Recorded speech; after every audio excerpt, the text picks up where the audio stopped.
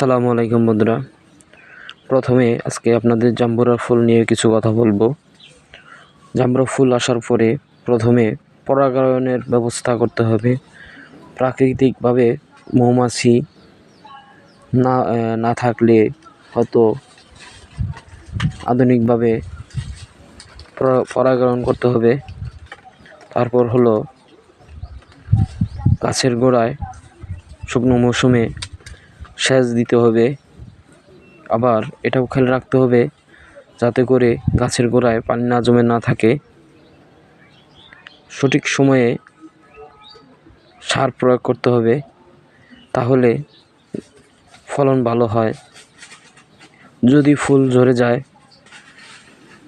ছত্রাক বা অন্য কোনো রোগ হয়, তাহলে কীটনাশক ব্যবহার করতে হবে।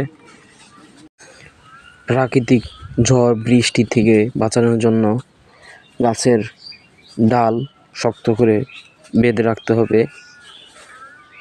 গাছকেও সঠিক পরিচর্যা করতে হবে।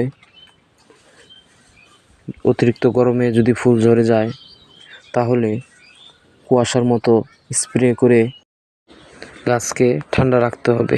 ভিডিওটা ভালো লাগলে সাবস্ক্রাইব করে রাখবেন এবং শেয়ার করে দিবেন।